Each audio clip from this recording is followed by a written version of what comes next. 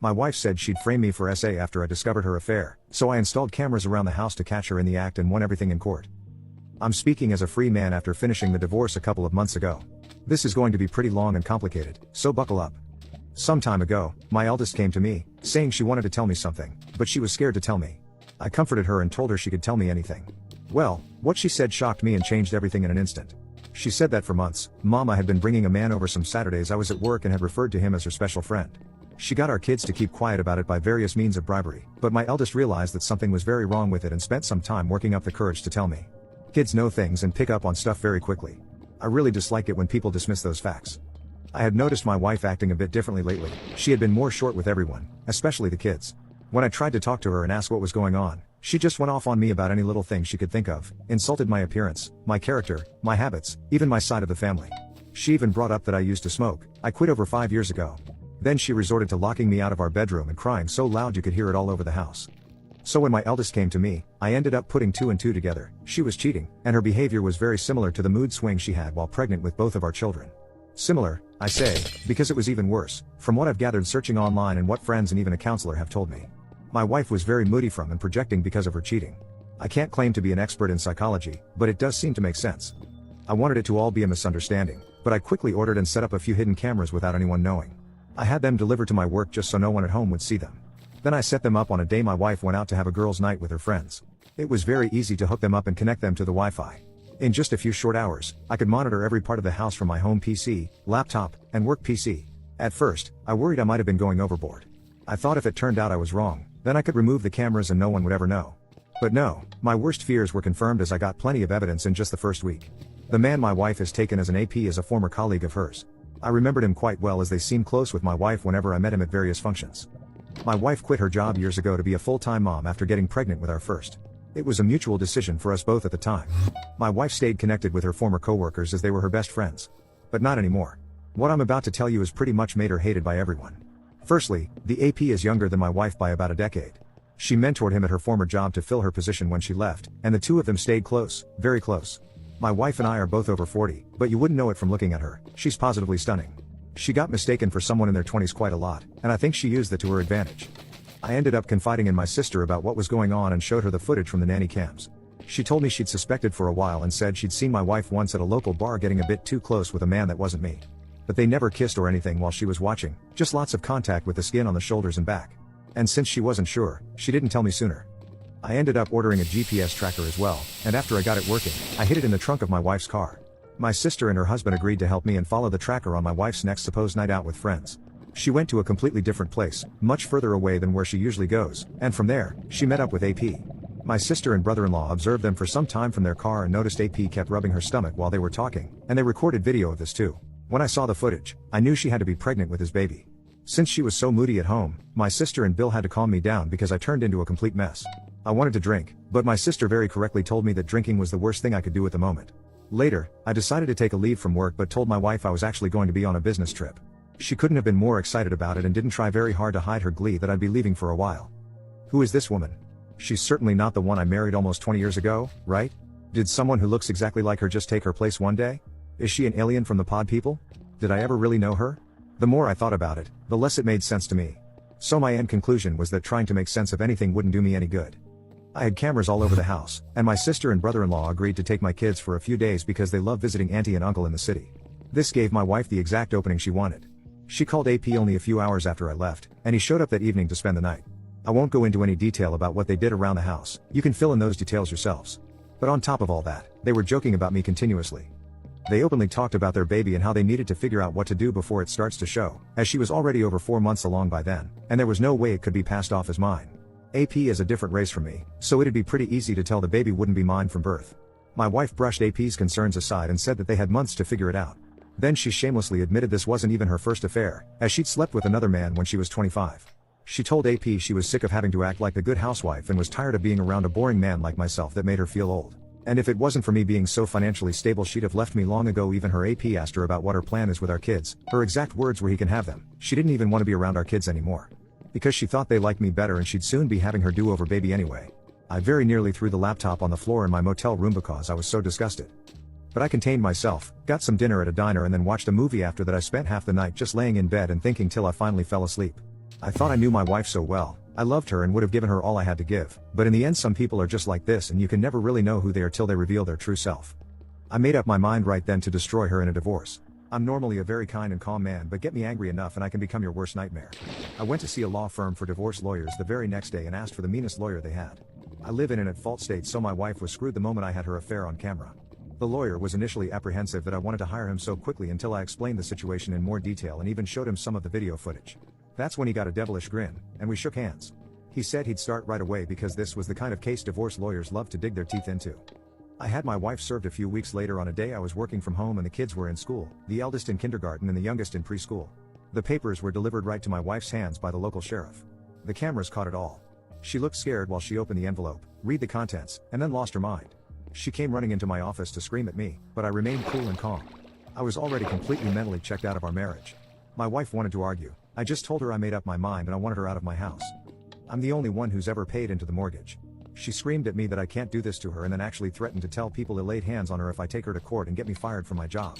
I told her to go right ahead and make up any lie she wants. It won't help her. It's not like she wasn't planning on screwing me over since she's pregnant with her AP's baby anyway. She went wide-eyed and asked me how much I knew. I just said I knew enough and told her once again that I wanted her to leave.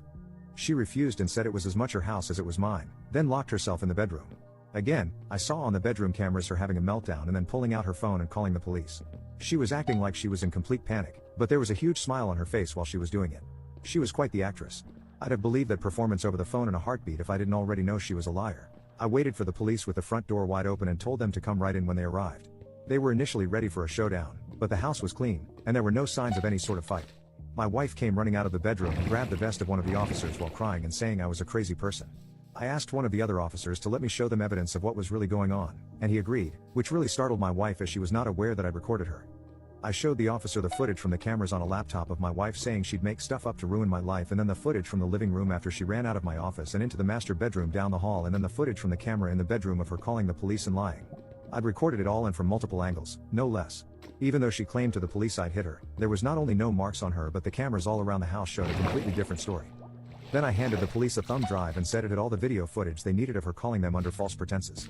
My wife, even in the face of all this, stuck to her lie of saying I was constantly laying my hands on her and essayed her and even tried to say the recordings were illegal and therefore inadmissible. But I pointed out they are legal because they were security cameras inside of my own home and not recorded in public. My wife looked to the police and told them to do something, to which they did. She was the one put in handcuffs and she started bawling like a child. I could only sit there shaking my head. This was once the woman I'd loved for so many years. I thought she was a wonderful, intelligent, and endearing person. I couldn't have been more wrong. As the police took her away, she screamed that they couldn't do this to her but didn't resist much. Otherwise, resisting would have been added to her charges. I then shut down all her credit cards that were in my name and stopped any future payments into the joint bank account, so she had to use entirely her own money to bail herself out of jail. She'd saved plenty all those years she was still working while the mortgage was only on me, so she was anything but broke. She came back for her car, which I'd taken the liberty of packing a few of her suitcases full of her clothes and some other things, and left the key on the seat so she wasn't even able to come back into the house. My wife's parents did come to speak to me a day after she got herself out of jail. Initially, they only had the backward story she told them, which was basically the same thing she tried to tell police. Her father, especially, was ready to tackle me to the ground. Old as he is, he's big and strong. But when I asked him if he knew anything about my wife's affair or her pregnancy, he looked very surprised and gave me the chance to explain myself. I pulled out the laptop again to show my in-laws what I recorded. When they found out the truth, they were disgusted and said that they couldn't believe this person was their daughter. They apologized to me and said they'd keep in touch to help out with my kids. Then they called my wife on speaker right in front of me and confronted her about her lies. She tried to double down till they said they were with my right then and saw the recordings. My wife's parents wanted her out of their house immediately. She tried to backpedal, but my in-laws said they did not raise her to be a selfish, cheating woman that would try to frame her own husband, and she was no longer their daughter. They disowned her over the phone right then and there and then hung up before my wife could say anything else. She tried to call back, but they ignored her every attempt, and when they got home, not only was she gone, but she destroyed several things around their house, which my mother-in-law was in tears about. I still consider my ex-parents my in-laws because they still drop by from time to see their grandchildren, but my ex is effectively gone to us all. My wife later came back with her AP to pack her things. AP wouldn't even come in the house, and my wife refused to speak a word to me while gathering her remaining things. She knew there were cameras everywhere, and she'd damn herself more if she tried anything else. I wasn't alone either, as my sister and brother-in-law were there to help keep an eye on her. My brother-in-law made sure to keep his eye on AP from the window. My wife was still packing when the kids got home, and she made no attempt to speak to either of them, not even when our youngest cried for her. Before leaving, she did take a few of the photos we had of each other from our wedding off the wall and threw them on the floor to break them. I think she was expecting a reaction out of me because of the way she looked at me while doing it, but since I didn't say anything, she just took the last of her bags and walked out the door. After she was gone, I had to call my elderly mother to come stay with me for a while because I couldn't take care of my kids alone. I couldn't take a lot of time off work, and I didn't have a lot of daycare options either. I also ordered DNA tests for my kids. I was sure they were mine, but several people told me that just in case. Thankfully, yes, both of my children are mine, and yes, I did get tested for diseases, and I'm clean, so no, thank God, no worries there. About a week later, my wife showed back up at my door saying that she would agree to a clean divorce if I did as well, meaning she'd have gotten half of everything if I had agreed. But I said no to her face. There was some fighting back and forth, and she more or less admitted to finding out the law in this state was not on her side. We met, got engaged, got married, and lived our whole lives in this state. There was no way she could get out of taking a major loss unless I agreed to settle, which I did not. Then I said that she betrayed me, our kids, her parents, and practically everyone by having an affair. Then I slammed the door in her face. She left quietly, and I didn't see her again until court a few months later. In divorce court, my wife was visibly quite pregnant by then, and she'd gotten a lawyer. AP was also nowhere to be seen. I expected her to lie to the judge, which she started to a few times, but I had enough video evidence to refute any lies, so she really didn't stand a chance. So instead, she tried to drag out the divorce by simply refusing to cooperate and making various demands. She wanted most of my savings for starters, and she wanted a long list of other things I owned, and she wanted me to buy out her half of the house, even though she never paid into it. On my end, I was pushing for full custody of the kids and to get her name off the house deed. I had the video evidence to back up how she said she didn't really care for our children anymore too, and how she said she would make up lies. My wife tried to stall and repeatedly change her demands, but the judge didn't let her keep dragging things out. This being an at-fault state meant that she was entitled to very little since she was the cheater, and her attempting to frame me only made her case even worse. In the end, she lost all custody of our kids and walked away with nothing more than her belongings, what could be considered a fair financial settlement considering the circumstances, and the car I'd previously bought for her. The title was in my name, but I signed it over without a care as part of the settlement. She'd made no attempts to even speak to our kids during the entire divorce anyway, so I got full custody. The house is entirely mine now, and I'm completely free of her. My now ex-wife did try to keep up with her lies about me to others before and during the divorce, but my sister spread word around of my wife's cheating, and soon all mutual friends cut her off when they realized who was telling the truth. She and her AP left town together after the divorce ended. I heard AP wasn't fired, but he was transferred, where I don't know, but I do know my ex had to go with him. They could have transferred him to Freeze in Norway for all I care. I'm just happy they've both left. My ex should have had her do over her baby by now, and I hope it was worth it to her. I realized I should have been paying attention to the red flags long ago. I guess I just kept rose-tinted glasses on for our entire marriage, but it's all over now. Thank you to any listeners who made it through this. I know it was a lot to listen to, but this is my life. Final edit, I got my ex's name off the house deed because all bank records that could be dug up showed only I ever paid into it.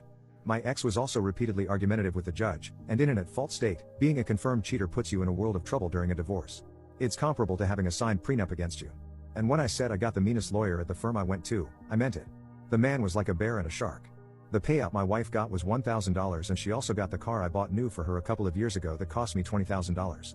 The car was paid off, and I transferred the title to her. My ex was also still offered partial custody of our children, but since the video of her saying she didn't care about them anymore had been seen, she didn't bother to have any custody and willingly relinquished all rights to our kids when she realized she couldn't get her way. And for those who might think police wouldn't have arrested my ex for lying, think again. The police here don't mess around, and my ex, with a sociopathic grin on her face, tried to frame me as someone who lays hands on his wife. That is plenty of grounds to get arrested.